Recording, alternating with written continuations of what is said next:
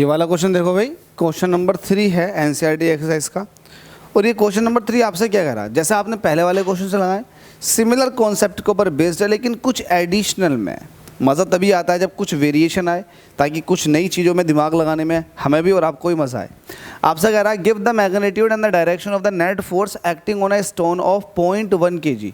आपके पास एक स्टोन है 1 kg का, 0.1 kg का। चलो, आपके पास एक स्टोन है 0.1 kg, ये स्टोन है, इस पर आपको नेट फोर्स बताना। अभी तक आपने इससे पहले 2 क्वेश्चन लगाए, उसमें भी नेट फोर्स का जिक्र था, अब भाई ये भी नेट फोर्स का है, तो कहीं ना कहीं आपकी चीज़ अपडेट हो रही होगी। आपसे कह रहा है give the magnitude and the direction of the net force acting on a stone of 0.1 kg। तो मास ऑफ द स्टोन दे रखा आपको 0.1 kg। चलो पहला वाला पार्ट देखते हैं। आपसे कह रहा है फर्स्ट पार्ट में just after it is dropped from the window of a stationary train. Train के अंदर बैठे हुए हो आप भाई साहब, और आप हराईपना कर रहे हो भाई। आपके पास एक स्टोन है, बड़ा सा स्टोन है, हराईपना कर रहे हो। आपने स्टोन ट्रेन के अंदर खाली है, रुकी हुई ट्रेन है, आप बैठे हो, बस उसको खाली छोड़ रहे हो। आपने खिड़की में से छोड़ दिया, तो जब आप छोड़ोगे तो जाहिर सी बात है, अगर आप ट्रेन की खिड़की में से पत्थर नीचे को छोड़ रहे हो, तो पत्थर का मास अगर m है तो ग्रेविटेशनल एक्सीलरेशन g नीचे की तरफ को लग रहा होगा, स्वाहा। तो F is equal to mg, ये ग्रेविटेशनल फोर्स के इन्फ्लुएंस में नीचे को आ जाएगा, बिल्कुल आ जाएगा। तो F is equal to mg, ये लगने वाला फोर्स हुआ। g की वैल्यू हमसे कह रहा है कि 10 ले लो, ले ली।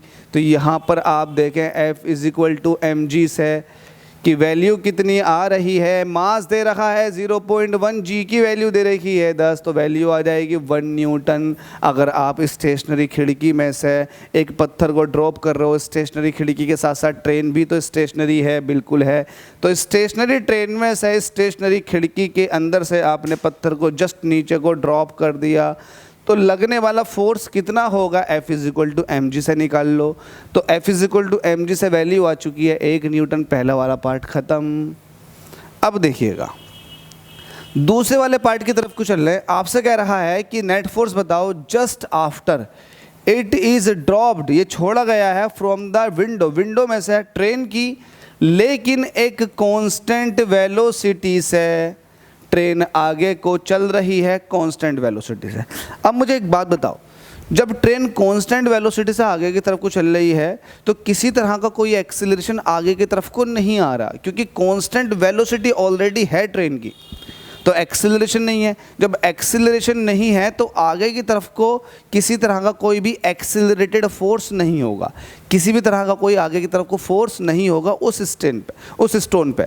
हाँ, अगर एक्सीलरेटेड मोशन होती तो उस पर भी एक एक्सीलरेटेड फोर्स होता, क्योंकि वो पत्थर खुद ट्रेन के अंदर है। ध्यान देना, जब वेलोसिटी कांस्टेंट है तो आगे को उस पर कोई फोर्स नहीं लग रहा होगा।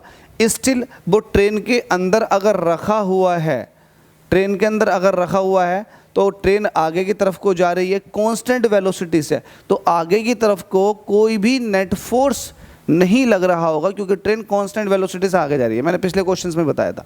लेकिन इस पर आगे की तरफ तो कोई फोर्स नहीं है, बिल्कुल नहीं है, लेकिन नीचे वाला फोर्स तो अभी भी है, क्योंकि पत्थर पर ग्रेविटी एक्ट तो अब भी कर रही होगी, चाहे ट्रेन चले या ना चले, तो इस पर ग्रेविटी लग रही होगी, जिसकी वैल्यू है F is equal to mg।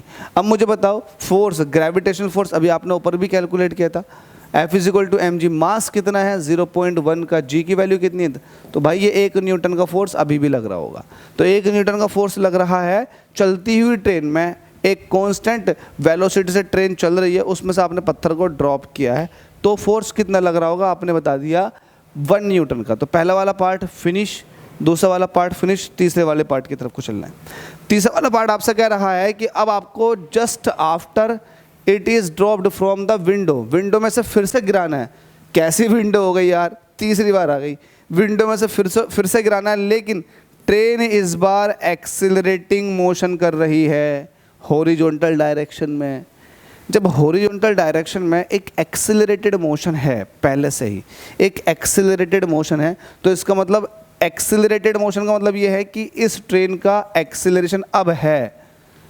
तो जब है भाई, तो आपको पता है फोर्स इस पर लगेगी फिर हॉरिजॉन्टल डायरेक्शन में, इसको F dash is equal to M A कहते, तो पत्थर पर हॉरिजॉन्टल डायरेक्शन में भी एक फोर्स लग रही होगी, क्योंकि पूरी ट्रेन एक्सेलरेटेड है, तो ट्रेन के अंदर रखा हुआ हर एक ऑब्जेक्ट भी एक्सेलरेटेड होगा, उस पर भी एक फोर्स लग रही होगी जो कि एक्सेलरेटेड मोशन उसकी करवा रही होगी।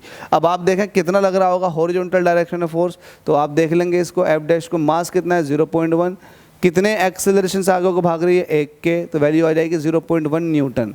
तो ये है हॉरिजॉन्टल डायरेक्शन में आगे की तरफ को कितना 0.1 न्यूटन।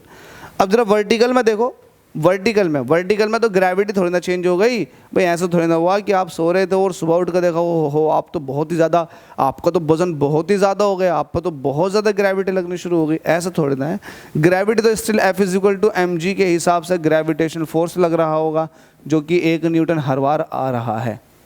ठीक है, तो ये आपने ये वाला पार्ट भी देख लिया, हॉरिजॉन्टल डायरेक्शन में फोर्स आ गया, क्यों आ गया, क्योंकि एक्सेलरेशन था। अब इसके बाद में फोर्थ पार्ट की तरफ को चलते हैं। फोर्थ पार्ट क्या कह रहा है, lying on the floor of a train. अब पत्थर जो है आपने वो रख दिया है, फ्लोर पर रखा है ट्रेन के, which is accelerating with 1 metre per second square, और ट्रेन जो है वो एक्सेलरेशन में है 1 मीटर पर सेकेंड स्क्वायर के, और हमसे कह रहा the stone being at rest relative to the train, और ट्रेन के अंदर जो है पत्थर रखा हुआ है और वो रुका हुआ है, ट्रेन के अंदर पत्थर रखा हुआ है और वो रुका हुआ है। भाई ट्रेन के ऊपर रखा हुआ है, ट्रेन आगे को चल रही है, तो ट्रेन जब एक्सेलरेटेड मोशन करेगी तो ट्रेन के अंदर रखी हुई हर एक चीज़ एक्सेलरेटेड मोशन करेगी। अगर ट्रेन के अंदर हर एक चीज़ एक्सेलरेटेड मोशन करेगी तो इसका भी एक्सेलरेशन वही होगा जो ट्रेन का है, 1 मीटर पर सेकेंड स्क्वायर। तो इस पर मैं अगर फोर्स देखूंगा तो मास इंटू एक्सेलरेशन कह दूंगा, तो F dash is equal to mass की वैल्यू कितनी है 0.1 और एक्सेलरेशन कितना 1, तो अभी भी 0.1 न्यूटन का हॉरिजॉन्टल डायरेक्शन में फोर्स आ रहा होगा, चाहे एक्सेलरेटेड मोशन हो ही, जब ना होगी तो ना लगेगा, होगी तो लगेगा। लेकिन ग्रेविटेशन फोर्स के बारे में चर्चा करो तो भाई वो F is equal to M G के अकॉर्डिंग मास कितना 0.1, जी की वैल्यू कितनी 10, मतलब 1 न्यूटन का वो तो लग ही रहा होगा। ग्रेविटेशनल फोर्स चेंज नहीं होती है, हॉरिजॉन्टल फोर्स चेंज होती रहेगी, ग्रेविटेशनल फोर्स तो फिक्स हो। अच्छे से समझ गए? अबे हो रही है ना रिकॉर्डिंग? चलो ये चारों पार्ट समझ में आ गए होंगे। ये 5.3 है एक्सरसाइज का। एसएल अरोड़ा के अंदर ये सारे क्वेश्चन आएंगे, बुक ले लो, वरना आपके सामने क्वेश्चन तो हैं ही, उतारो भाई और अच्छे समझो।